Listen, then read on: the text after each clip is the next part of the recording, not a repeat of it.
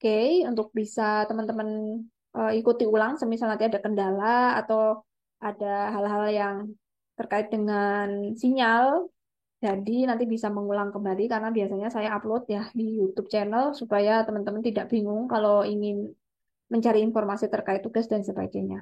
Oke, itu dia tadi intro dari mata kuliah BIS. Nah, kita akan jabarkan seperti apa sih RPS atau silabus untuk ADBIS sendiri dan juga konsep dasarnya itu bagaimana, pengertiannya seperti apa, lalu tata tertibnya seperti apa nih di kelas, apa yang harus kita sepakati bersama, aturan-aturan asesmen penilaiannya bagaimana, komponen dan bobot nilainya seperti apa, sampai dengan ketentuan nilainya bagaimana.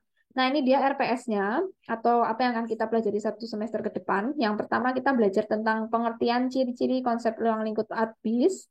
Di sini nanti belajar tentang teori-teori asal mula administrasi bisnis. Itu pasti dua hal yang berbeda. Di mana manajemen itu berasal dari Anglo-Saxon dari Inggris dulu ya. Lalu dia masuk ke koloni Amerika Serikat, baru nanti berkembang menjadi administrasi bisnis. Jadi dari awal sejarahnya pun berbeda untuk manajemen dan administrasi bisnis. Dari sini nanti teman-teman bisa melihat perbedaannya. Lalu yang kedua ada organisasi dan manajemen bisnis. Nanti bedanya dengan dasar ilmu administrasi adalah teman-teman di dasar administrasi semester 1 pasti udah dapat ya. Di situ setidaknya ada basic tentang unsur-unsur organisasi, ada juga unsur administrasi, lalu apa bedanya organisasi dan jenis organisasi. Jadi harus tahu bedanya macam-macamnya. Sedangkan di administrasi bisnis ini adalah yang lebih kompleks lagi dari dasar administrasi karena administrasi itu kan banyak, ada yang administrasi publik juga, ada yang administrasi fiskal, ada yang administrasi kependidikan, ada yang perkantoran. Kalau perkantoran itu nanti dia sifatnya ada di tengah-tengah ya, nanti teman-teman nanti akan saya jelaskan lebih detail. Lalu ada manajemen transportasi, itu kalau di era sekarang kita sebut dengan supply chain management, tentang pergudangan, juga tentang alur bahan baku, ESCM. Kalau sekarang sudah berkaitan dengan teknologi dan digital, itu ada Electronic Supply Chain Management. Sedangkan yang keempat adalah manajemen pemasaran atau marketing management. Recording in progress. Kalau mau lebih itu kita ada ilmu yang disebut dengan marketing strategis, di mana marketing strategis itu juga harus menguasai beberapa skill. Jadi dia yang lebih kompleks dari pemasaran ya, lebih kompleks dari manajemen pemasaran. Jadi untuk orang-orang yang kerja di marketing strategis, biasanya mereka ini harus menguasai SEO optimization, copywriting, dan juga social media marketing. Itu salah satu skill ya. Kalau misalnya nanti teman-teman mungkin melihat ada pelatihan sosial media marketing, ada pelatihan SEO optimization, itu mereka berarti di bidang pemasaran ya, di bidang marketing, tetapi lebih ke marketing strategis. Lalu berikutnya yaitu perilaku konsumen, bagaimana kita bisa mengetahui karakteristik pasar untuk yang berbagai kalangan ya, untuk berbagai strata, level, dan juga stratografi dari beberapa etnografi dari beberapa masyarakat. Di sini kita harus tahu konsumen punya karakteristik dan kecenderungan yang seperti apa supaya kita ketika menjual produk itu tepat sasaran sesuai dengan apa yang ingin kita sasar. Lalu ada ekonomi mikro dan makro.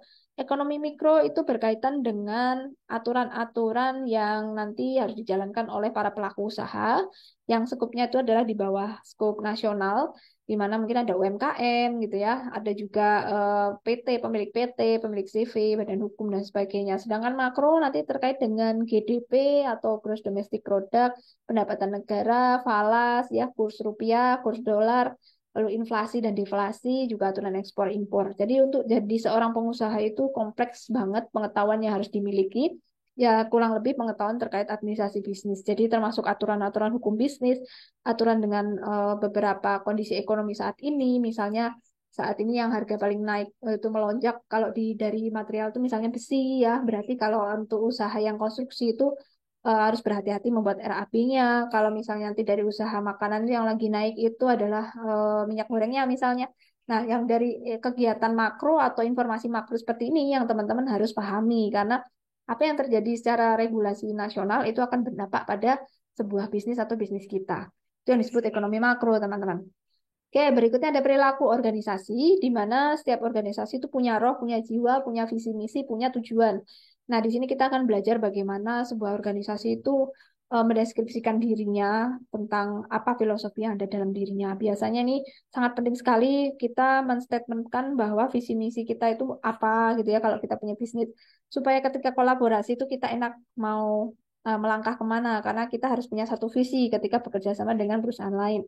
Misalnya aja ada Gojek, X Tokopedia itu pasti mereka punya satu visi yang sama. Atau juga misalnya Tesla kira mengakuisisi Twitter itu pasti Elon Musk juga udah paham dengan bagaimana perilaku organisasi yang ada di Twitter sehingga berniat untuk mengakuisisi sehingga dia tidak ada kesulitan ya untuk ke arah sana. Tuh, oke, lalu ada bisnis internasional. Bisnis internasional itu contohnya franchise, misalnya di F&B ya. F&B itu kuliner, franchise-franchise seperti KFC, McDonald, Niche, Sinfutang dan kawan-kawan, Subway. Nah, itu sudah masuk kategori ranah bisnis internasional. Ini bentuknya macam-macam. Ada lisensi juga ya, penggunaan lisensi-lisensi seperti Universal, Disney, atau kalian bikin gambar yang nanti merchandise-nya itu ngambil lisensi dari luar negeri, itu masuk kategori bisnis internasional, teman-teman. Nah, itu banyak sekali kasus contohnya ya. Lalu ada komunikasi pemasaran. Komunikasi pemasaran ini kita akan belajar tentang channeling media massa untuk memasarkan produk gitu ya, macam-macam. Nanti mungkin ada yang media massanya manual, yang tradisional ya, konvensional. Nanti ada juga yang medianya yang modern ya, seperti sosial media. Lalu yang berikutnya strategi perencanaan bisnis. Di sini banyak yang dipelajari terkait dengan bagaimana membuat forecasting atau ramalan tentang bukan ramalan cuaca ya, tapi ramalan tentang profit ke depan ini mau berapa yang akan kita capai dalam jangka waktu menengah, pendek, dan panjang. Lalu sejauh mana evaluasinya dan bagaimana merencanakannya gitu ya. Itu yang disebut dengan strategi perencanaan bisnis. Dalam berbisnis itu tidak bisa kita sekedar punya terus laku terus selesai enggak, tapi kita harus punya perencanaan supaya berkembang lebih pesat dan bertahan lebih lama gitu. Jadi perlu ada namanya omset bisnis itu punya strategi omset bisnis itu ada. Misalnya untuk perusahaan yang baru merintis gitu ya, itu kalau bisa dalam waktu setahun itu sudah punya omset misalnya 50 juta untuk usahanya mesti kuliner atau usaha yang konstruksi. Minimal dalam waktu jangka menengah, dalam waktu 7 sampai 10 tahun sudah 100 juta atau 1 M. Nanti kalau dalam waktu 20 tahun kalau bisa sudah punya omset 100 M. Nah, harus punya perencanaannya seperti itu. Kalau dalam bisnis tidak punya target-target jangka menengah pendek atau juga panjang itu bahaya ya. Mungkin itu hanya main-main aja, sekedar gali lubang tutup lubang, kan rugi nanti bisa-bisa harta pribadi kita yang terkuras gitu ya. Karena orang bisnis itu kalau nggak serius biasanya nanti berakhir di pinggir jalan. Jadi ini dunia yang sangat memakan demi makan. Jadi ilmu yang kita pelajari itu harus serius ya, karena itu dunia militan sekali kalau orang bisnis itu. Lalu berikutnya adalah kebijakan bisnis, di mana di sini aturan-aturan di perusahaan itu kita buat sedemikian rupa supaya tujuan kita tercapai, termasuk aturan penetapan profit, aturan bagaimana merekrut karyawan, gimana memecat karyawan ya, meningkatkan motivasinya mereka, meningkatkan kapabilitas mereka, latihan training, sampai ke kebijakan untuk berkolaborasi dengan perusahaan lain atau juga kebijakan untuk keluar dari suatu arena. Misalnya Google ini kemungkinan akan keluar ya dari Indonesia ketika apa tuh copyright ada peraturan baru ya dari pemerintah kemarin baru sekedar wacana, tetapi kayaknya Google kalau sampai jadi nih aturannya dia mau keluar ya dari Indonesia, itu adalah kebijakan bisnis yang dimiliki oleh Google sendiri. Itu contoh aja sih yang terupdate kemarin. Lalu yang ke-13 ini komunikasi bisnis. Ini lebih ke komunikasi yang sifatnya general. Bisa saja tidak hanya ke pasar. Kalau tadi kan ke pasar ya komunikasi pemasaran, lebih ke komunikasi ke arah pangsa pasar. Bagaimana menjual produk. Kalau komunikasi bisnis ini bisa saja ke klien atau ke suppliernya ya. Ke supplier yang memasuk bahan. Juga komunikasi ke arah eh, pemerintah juga, pembuat regulasi ya. Karena kalau kita punya usaha itu tentu harus ada badan hukumnya. Semakin besar harus bikin PT atau bikin CV. Itu ada cara komunikasinya yang baik ya. Mau buka cabang itu juga biasanya setengah mati nih. Karena biasanya pemain lamanya udah kuat banget di situ. Belum lagi nanti kita harus berkomunikasi dengan para follower. Mungkin kita ajak bergabung gitu ya. Atau kita mainkan strategi dengan marketplace atau membuat strategi yang sifatnya cloud. Nah, itu macam-macam banget itu komunikasi bisnisnya berbeda dengan situasi kondisi. Lalu psikologi industri. Psikologi industri ini biasanya eh, terkait dengan SDM atau HRM gitu ya, atau terkait juga dengan bagaimana kita merekrut karyawan, kita juga memotivasi karyawan itu seperti apa sih. Kita lihat juga karyawan kita itu bagaimana sejauh ini evaluasinya. Dan kita juga melihat perusahaan ini bergeraknya ke arah mana tuh, bagaimana karyawannya, itu bagaimana mereka bisa terus termotivasi, itu masuk ke psikologi industri ya, motivasi karyawan, bagaimana pelatihan, training, dan sebagainya itu ada di psikologi industri. Lalu ke 15 atau leadership. Nah, ini yang paling penting juga. Yang terakhir tapi malah paling penting. Karena seorang pebisnis itu kalau tidak punya jiwa pemimpin itu akan sulit untuk membawa bisnisnya itu menjadi bisnis yang terus sustain atau terus ada. Karena ada pun itu tergantung ada nyawanya apa enggak. Ada yang ada tapi cuman dia bernafasnya mungkin Senin Kamis satu kali lubang tutup lubang itu yang bahaya. Sering ruginya daripada sering untungnya gitu ya. Ciri-ciri yang dia punya banyak cabang, makin banyak, makin beragam, berdiversifikasi produknya tuh berarti dia leadershipnya bagus, leadershipnya oke, dan dia bisa mengatur orang-orang yang di bawahnya.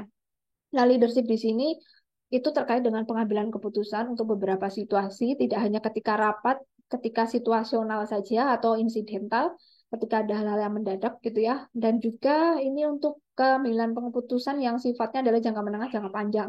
Misalnya untuk menetapkan bagaimana tujuan tujuan jangka panjang untuk mau dapat profit berapa, terus mau buka cabang seperti apa, atau mau mengurangi beberapa pengeluaran, itu juga masuk ke pengambilan keputusan yang nanti ada unsur-unsur kepemimpinannya. Karena tidak gampang ya. Ada berapa karakter mungkin di bagian keuangan dia perlu dipush sehingga harus bikin atau menggunakan leadership style yang gayanya otoriter. Tetapi yang nanti ada yang di bagian seni itu development, orang-orang development ya, misalnya orang-orang seni kalau memang ini produknya adalah produk-produk yang sifatnya seperti furniture gitu ya, atau sifat-sifatnya yang berkaitan dengan arts gitu ya, yang desain itu nggak bisa juga dengan cara militer, nggak bisa dengan leadership style yang militan, mungkin dengan yang moderat. Nah, jadi seorang pemimpin pemimpin tuh harus bisa menyetingkan berbagai situasi gaya kepemimpinan. Nah, kurang lebih seperti itu teman-teman silabus atau RPS administrasi bisnis. Ada yang mau ditanyakan atau tidak?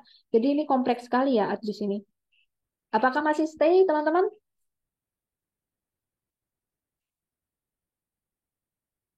Masih aman ya? Atau ini pada istirahat nih. Aman ya? Oke, Aman, Bu. aman. Ada Ahmad. Bisa ada Firman Hakim. Nazla, namanya sama dengan angkatan dulu. Oke, kita lanjut berikutnya. Kalau aman, itu tadi materinya. Untuk berikutnya, untuk bagaimana ke depan ini untuk metode pembelajaran. Untuk metode pembelajaran, kita akan memainkan presentasi kelompok teman-teman, tapi hanya sampai pertemuan ke-8 ya. Sampai pertemuan sebelum UTS. Jadi nanti cara mainnya adalah kita bagi kelas ini menjadi 15 tim sesuai dengan jumlah dari silabus, teman-teman. Ini kan ada 15 topik, ya silabusnya ini ada 15 topik untuk adbis. Dari 15 topik ini kita akan mainkan presentasi kelompok. Untuk kelompok satu atau tim satu itu nanti mempresentasikan topik satu tentang pengertian, ciri konsep, juga ruang lingkup adbis. Jadi untuk tim satu adalah topik satu, tim dua adalah topik dua, tim tiga topik tiga, tim empat topik empat, dan seterusnya. Nah, isinya untuk satu tim itu terdiri dari 3 orang atau 3 mahasiswa. Nanti ada yang 4 orang mahasiswa ya, tidak masalah. Kita urutkan maksimal mayoritas adalah 3 orang. Nanti sisanya mungkin di tim-tim akhir itu ada yang 4 orang, tidak masalah. Oke, nah caranya memilih tim untuk 3 orang itu kita urutkan sesuai dengan kelompok urutan absensi saja. Misalnya tim satu yaitu topik pengertian ciri konsep Adbis itu kita urutkan isinya adalah anggota untuk kelompok absen 1 sampai 3. Lalu yang tim 2 adalah anggota absensi 4, 5, 6. Lalu yang tim 3 itu anggotanya absensi 7, 8, 9. Jadi isinya 3 orang, 3 orang dulu. Nanti baru mungkin yang paling bawah sudah 3, tetapi masih ada sisa itu dimasukkan ke 15, 14, 13. Nanti saya minta dibantu ya Mbak siapa untuk ini yang PJ-nya di kelas ini. Saya lupa tadi Mbak siapa ya? Safa, Bu. Mbak Safa. Ya, nanti saya minta tolong dibantu pembagiannya ya Mbak Safa. Untuk absensi kelas saya sudah ada dari Excel. Nanti saya unduhkan dari si akad. Saya kirim, saya share di grup WhatsApp ya Mbak. Nanti saya minta tolong dibantu untuk pembagiannya gitu. Oke, cara mainnya gimana? Cara mainnya untuk tim presentasinya adalah dari 3 orang atau 4 orang, satu menjadi moderator. Jadi moderator di satu tim cukup 1 orang ya. Lalu sisanya menjadi presenter, teman-teman, 2-3 orang menjadi presenter. Nah, untuk memaparkan materi. Nah, poin-poin atau yang unsur ada di dalam PPT itu adalah teori konsep, juga ada contoh-contoh kasusnya, juga harus dijabarkan dari topik itu. Dan terakhir adalah kesimpulan Anda sebagai tim tentang topik tersebut, apa dan bagaimana seharusnya topik tersebut gitu ya. Misalnya kita ada manajemen pemasaran gitu ya dari tim 4. Di tim manajemen pemasaran nanti mencari teori konsep dulu. Teori konsep tentang manajemen pemasaran, teori manajemen pemasaran menurut Kotler misalnya atau menurut Herman Kertajaya tahun sekian pemasaran adalah gitu ya. Marketing manajemen adalah. Nah, seperti itu teman-teman. Jadi cari teori konsep dulu. Pastikan teori konsepnya teori konsep yang terbarukan 7 tahun terakhir, 5 tahun terakhir, jangan sampai 10 tahun terakhir. Kalau bisa 5 sampai 7 tahun terakhir karena administrasi bisnis ini sudah sangat berkembang, sudah banyak teori baru yang menggantikan teori yang lama. Kecuali mungkin Anda menemukan teori paling awal gitu ya. Nah, kita menggunakan unsur-unsur penjelas atau wawasan presentasinya seperti ini supaya memudahkan kalian nanti ketika penyusunan tugas akhir skripsi. Nanti tugas akhir skripsi kurang lebih pola pikirnya itu sama. Kalian harus ada teori, konsep, Anda harus punya contoh-contoh kasus, Anda juga harus bisa menyimpulkan dengan eh, pendapat Anda sendiri. Nah, nanti kurang lebih kita melatihnya melalui presentasi singkat seperti ini gitu ya. Bu, boleh berapa banyak untuk presentasinya? Maksimal 20 slide, boleh 15, boleh 10 bebas ya, terserah teman-teman. Maksimal sih 20 kalau bisa. Bu, aku nggak bisa 20 lebih, Bu. Ya udah nggak apa-apa. Tapi ingat, untuk presentasinya nggak lebih dari 30 menit. Karena satu pertemuan nanti dua tim yang akan mempresentasikan gitu ya, dua tim. Karena mungkin kan kita nggak lebih dari 2 jam ya. Kalau bisa teori kita cukup deh 1,5 jam aja. Biar nggak terlalu capek ya teman-teman. Supaya nanti baru kita prakteknya aku turun ke lapangan di pertemuan ke sekitar 9, 10, 11 atau 10, 11, 12 itu turun ke lapangan untuk observasi gitu ya, observasi ke beberapa perusahaan yang mungkin kalian pilih untuk melihat bagaimana nih marketing strategisnya di PTA yang kalian tuju ya untuk tempat observasinya atau kalian melihat bagaimana rekrutmennya, Anda melihat di sana bagaimana perencanaan bisnisnya, bagaimana supply chain-nya, itu boleh nanti kalian memilih salah satu atau kalian melihat prakteknya di sana gitu ya. Oke, setelah itu nanti simpulannya adalah apakah dari topik ini apa yang perlu diperbaiki atau bagaimana dari topik ini tentang pendapat Anda. Misalnya komunikasi pemasaran itu harusnya bagaimana gitu ya. Misal Anda sudah menemukan bahwa ada komunikasi pemasaran yang baik saat ini adalah menggunakan sosial media yang berbasis digital. Tetapi mungkin tidak semua produk. Ada contohnya produk yang misalnya buah-buahan dan sebagainya itu ya yang hasil-hasil alam itu harus dijual dengan cara offline. Nah, jadi menurut saya komunikasi pemasaran itu tidak selamanya bisa pakai yang digital, tetapi tergantung dengan apa yang dijual dan tergantung dengan pasarnya.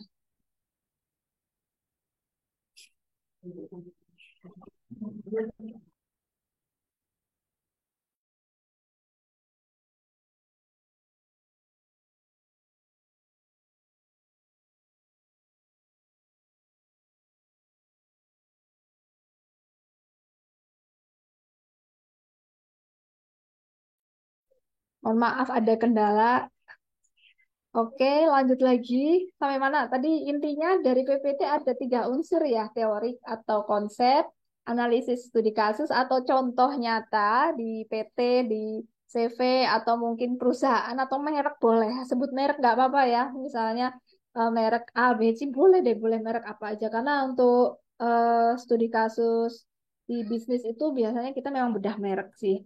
Lalu kesimpulan itu murni dari judgement kita sendiri ya, cocok, tidak cocok, sesuai, tidak sesuai, atau kurang pas, mana yang pas gitu ya. Jangan takut untuk keliru karena ini POV atau pola kita berpikir ya, persepsi kita itu harus berdasarkan scientific approach di sini. Jadi tidak bisa debat kusir atau kalian nanti akan dilatih untuk tidak bisa kena hoax ya. Karena untuk berpendapat itu dasarnya harus ada teori yang kuat, contoh yang ada, yang Anda lihat baru Anda simpulkan menurut Anda itu seperti apa. Kalau teorinya begini, contohnya seperti ini yang saya lihat, oh berarti belum tentu gitu ya. Jadi sangat beragam. Kesimpulan itu tergantung teori yang dibawa, contoh yang dibawakan. Jadi bisa berbeda-beda ya teman-teman. Oke, setelah itu ya untuk kasusnya dua ya minimal boleh internasional, boleh Indonesia, boleh di compare. Oke, setelah itu nanti teman-teman ada tanya jawabnya 30 menit atau kurang dari 30 menit juga tidak masalah. nanti moderator mohon dibantu untuk memandu jalannya acara, bisa dengan memantik bagaimana suasana untuk presentasi lebih menarik lagi, karena tugas dari moderator itu satu adalah membuka ya, lalu mempersilahkan pemateri memaparkan, selanjutnya nanti memandu tanya jawab, juga memberikan penekanan-penekanan atau ketika membantu menjawab juga boleh, atau menekan atau menekan artinya setelah pemaparan selesai nanti memberikan sebuah kesimpulan gitu ya, menegaskan kembali jawaban dari para pemapar. Boleh sekali seperti itu tugas dari moderator. Lalu berikutnya nanti setelah presentasi, misalnya tim satu presentasi, lalu tim dua yang berusaha untuk memberikan masukan, saran, dan juga pertanyaan. Nanti yang diwajibkan, yang pertanyaan, masukan, atau saran adalah tim berikutnya yang akan presentasi untuk memberikan masukan sarannya ya, dan juga pertanyaan. Setelah itu saya juga akan memberikan satu pertanyaan untuk teman-teman yang sedang presentasi. Lalu berikutnya saya akan memberikan random atau menunjuk tim lain supaya bertanya atau memberikan masukan kepada tim yang sedang presentasi begitu. Oke, itu saja sih. Oh ya, PPT-nya kita buat dalam waktu 1 minggu, teman-teman, gitu ya. Minggu depan sudah dikumpulkan untuk semua tim ya. Untuk semua tim sudah dikumpulkan minggu depan. Jadi pastikan hari ini hari apa sih? Senin ya. Hari Senin malam sudah dikumpulkan di Google Drive. Yang linknya nanti saya infokan di grup. Linknya saya infokan di grup. Nanti kalian masuk dulu ke Google Classroom. Setelah itu nanti kalian masukkan PPT-nya di Google Drive gitu ya, di Google Drive yang sudah ditentukan gitu. Nanti saya kasih link Google Drive-nya. Kita akan memainkan satu persatu sesuai dengan urutan dari yang nomor satu dulu presentasinya, tetapi untuk semua tim tetap dikumpulkan minggu depan gitu ya. Caranya kita bagi-bagi tugas. Ketika sudah dapat seperti ini langsung itu pembagian tugasnya. Misal 4 orang, 3 orang, satu orang itu sudah menjadi tugasnya mencari teori konsepnya gitu. Yang satunya mencari analisis kasusnya. Atau teori konsepnya 2 orang. Lalu setelah itu analisis kasusnya yang teman berikutnya. Jadi caranya seperti itu ya, teman-teman. Jadi dibagi-bagi dalam waktu 3-4 hari sudah menyusun. Untuk draftnya dijadikan satu dulu aja di dalam Microsoft Word, teman-teman, baru nanti di PPT kan. Jadi mungkin PPT-nya nanti, tapi Microsoft Word-nya punya draft gitu.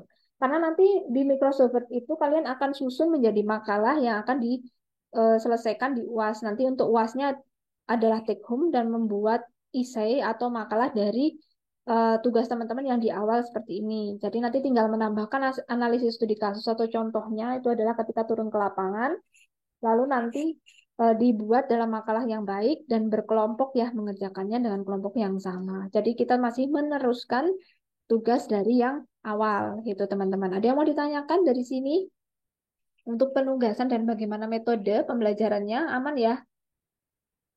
Oke, masih aman teman-teman? Dikit lagi nih. Saya berikan konsep sederhananya. Itu ya.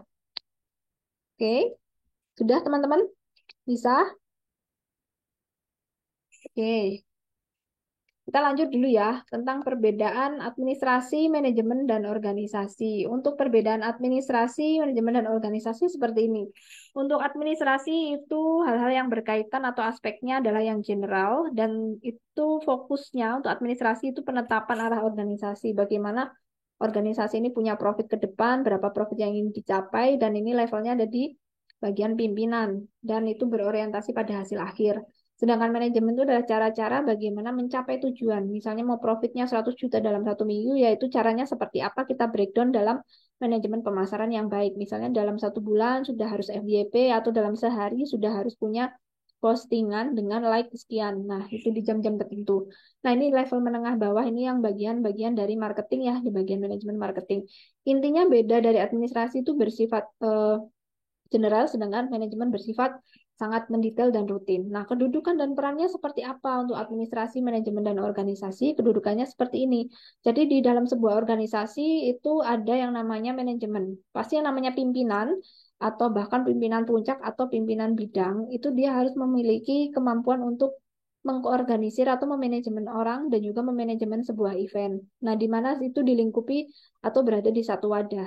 Nah, mereka ini atau organisasi ini sangat-sangat berkaitan dengan yang namanya administrasi atau hal-hal penetapan tujuan. Jadi tergantung apakah penetapan tujuannya berkaitan dengan bisnis, itu berarti ini administrasi bisnis. Kalau berkaitannya tentang pengambilan keputusan kebijakan pemerintah, ini adalah administrasi publik. Kalau berkaitan dengan charity atau juga kemanusiaan, itu terkait dengan administrasi kemanusiaan atau kemasyarakatan atau NGO. Jadi seperti itu ya, hubungannya adalah yang paling terkecil atau istilahnya yang di dalam administrasi itu ada sebuah organisasi yang di mana organisasi ini ada cara-cara untuk mencapai tujuan yang diarahkan atau dimotori oleh seorang pemimpin yang memiliki skill kepemimpinan. Untuk prospek karirnya administrasi bisnis ini teman-teman lebih ke pengambilan keputusan yang sifatnya adalah level atas. Jadi untuk teman-teman yang di perkantoran itu posisinya di abu-abu ya. Jadi abu-abu ini adalah tidak di administrasi bisnis, juga tidak di bagian manajemen operasional gitu ya. Jadi kalian ketika dikasih analisis laporan keuangan juga pasti bingung,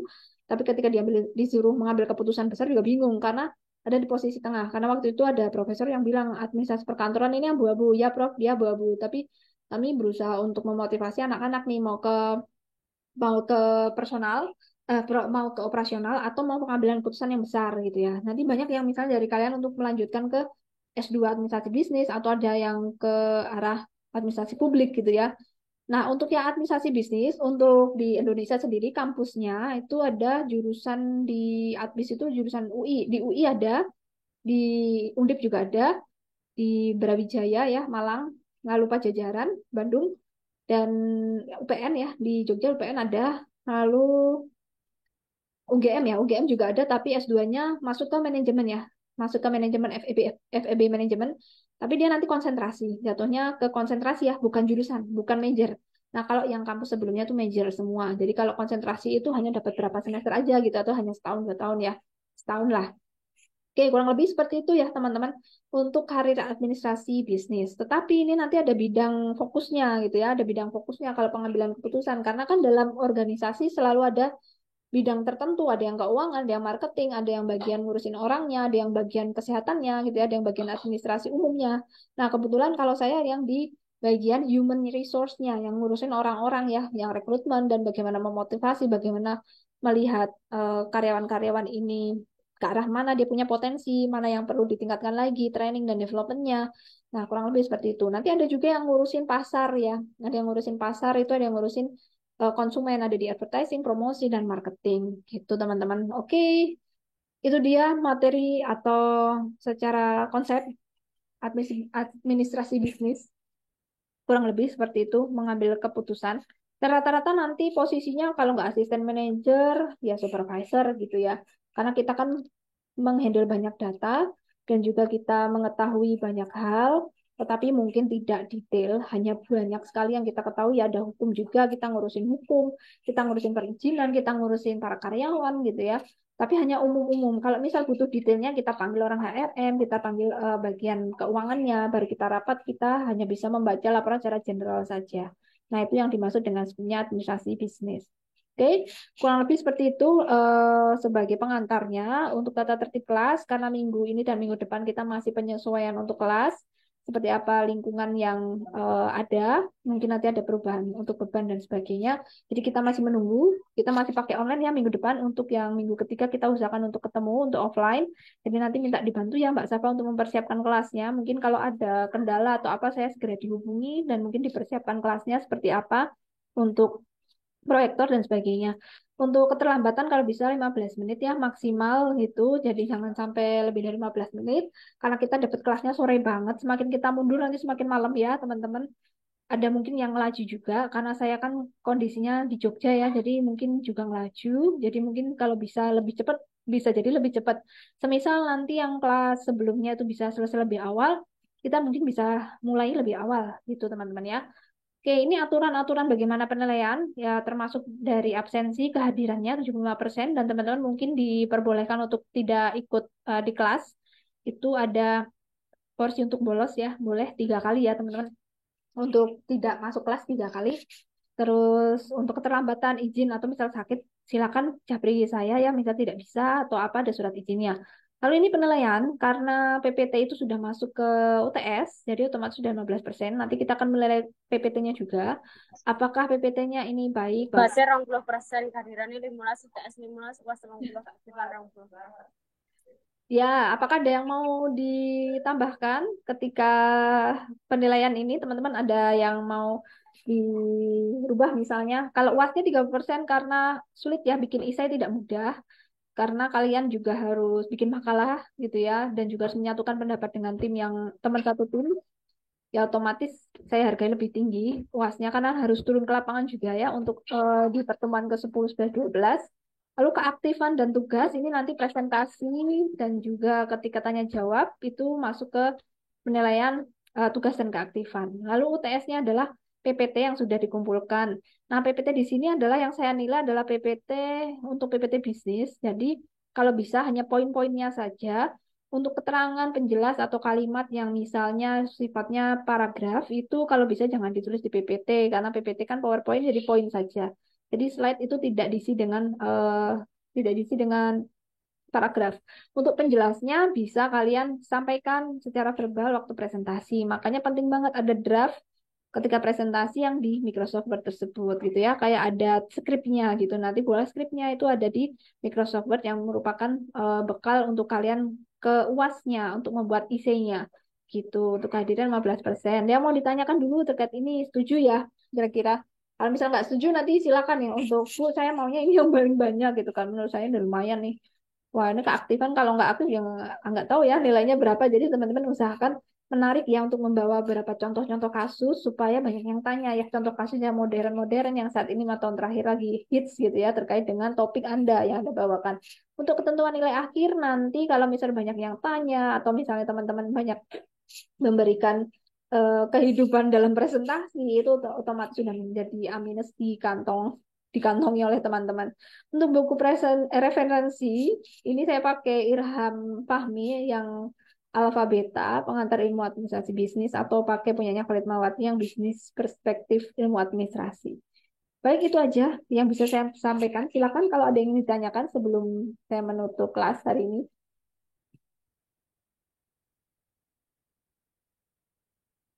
Aman ya? Tidak ada yang dibingungkan ya?